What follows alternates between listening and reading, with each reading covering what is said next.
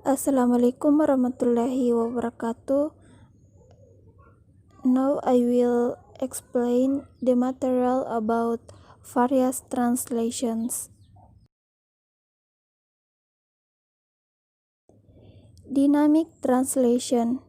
The dynamic translation of Soyawinata glance at that the dynamic translation is a translation containing the 5 elements in the limits made by Nida and Tabor. The first, the reproduction of the message. The second, equivalence. The third, natural equivalent. The fourth, the close equivalent. And the last, priorities the meaning. Terjemahan dinamik. Suryawinata sekilas menulis bahwa terjemahan dinamis adalah terjemahan yang mengandung kelima unsur dalam batasan yang dibuat oleh Nida dan Tabor, yaitu yang pertama reproduksi pesan, yang kedua ekuivalen atau padanan, yang ketiga padanan yang alami, yang keempat padanan yang paling dekat, dan yang terakhir mengutamakan makna. Literal translation and idiomatic translation. According to Larson, literal translation is a translation that is trying to imitate the shape of BSU. In literal translations of translator using BSA words that have the same literal meaning with his BSA meaning, will the BSU's words, meanwhile the structure in its translation is still using its structure. Menurut Larson 1984 sampai 19, terjemahan harfiah adalah terjemahan yang berusaha meniru bentuk BSU. Di dalam terjemahan harfiah, penerjemah menggunakan kata-kata BSA yang mempunyai arti literal yang sama dengan kata BSU-nya. Sementara itu, struktur dalam hasil terjemahannya masih menggunakan struktur BSU dari kata tersebut. According Larson, the variants of translations are contrast with idiomatic translation.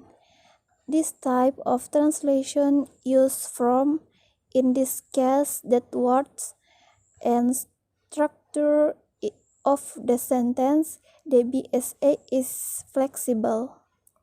This translation is trying to recreate meaning in BSU, the meaning of the outdoor or native speaker in the word and the words of the flexible in the natural BSA. Larson 1984 16-17. Ragam terjemahan dikontraskan dengan terjemahan idiomatik. Terjemahan jenis ini menggunakan bentuk, dalam hal ini kata-kata, dan struktur kalimat BSA yang luwes atau baku.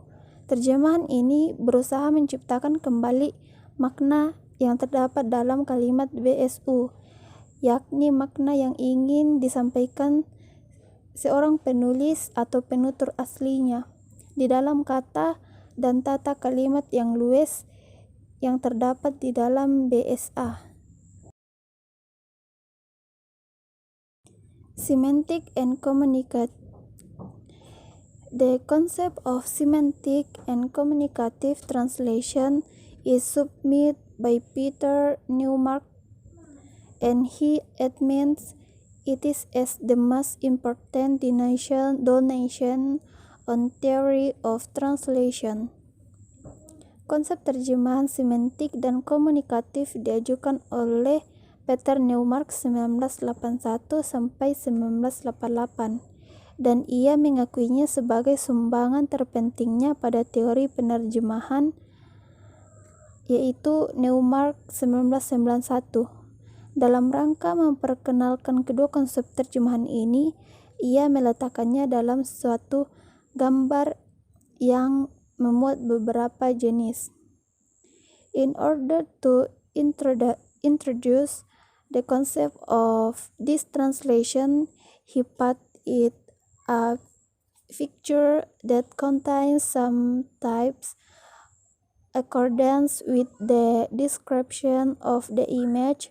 The variation of translations can be seen from his transliteration to our text. The Hagley sense of BSU text is literally translation. This type of translation is trying to maintain the form of style or memory and meaning in the text of BSU in its translation without taking into account if the form or style of language is reasonable in BSA, whether the BSA text reader can understand the translation easily or not. Sesuai dengan keterangan gambar yang memperkenalkan kedua konsep terjemahan tersebut, ragam terjemahan dapat dilihat dari derajat keberpihakannya terhadap teks atau kepada pembaca. Terjemahan yang sangat berpihak pada teks BSU adalah terjemahan harfiah. Karena terjemahan jenis ini berusaha untuk memperkenalkan bentuk atau gaya dan makna yang ada di dalam teks BSU di dalam terjemahannya tanpa memperhitungkan apakah bentuk atau gaya bahasa itu wajar di dalam BSA atau apakah pembaca teks BSA-nya bisa mengerti terjemahan itu dengan mudah atau tidak. Newmark states the semantic translation is commonly used to translate authorities' text or authorities' text, namely the text and the crime ideas and word and structure are equally important. Usually, the semantic translation remains in the scope of BSU culture, but the translator can give a little concessions to BSA readers, simply changing the meaning that is not to read the BSA text. Newmark 1993 menyatakan bahwa terjemahan semantik biasa digunakan untuk menerjemahkan teks-teks otoritatif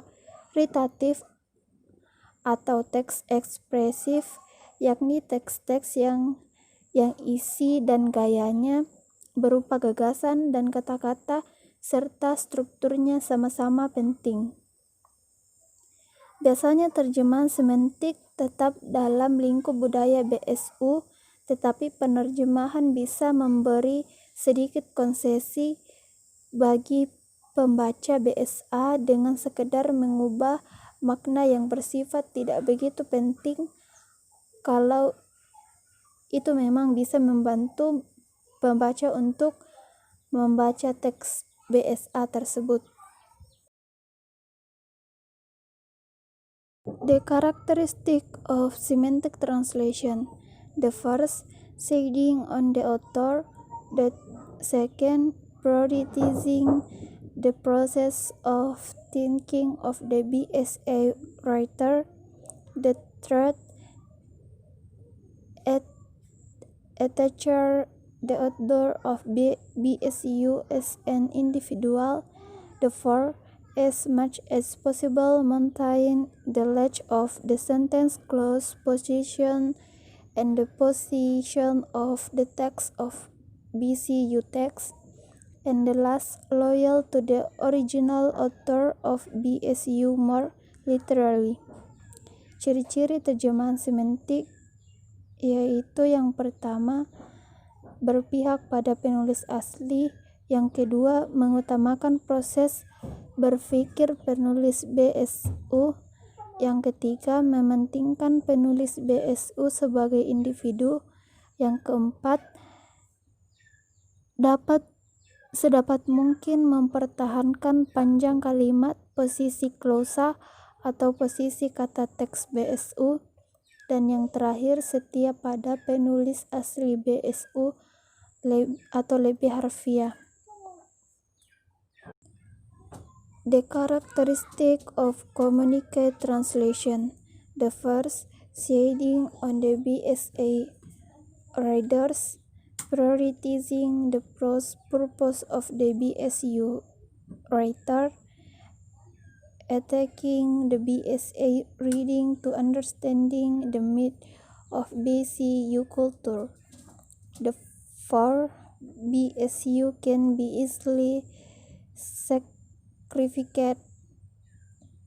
And the last, faithful to BSA readers more.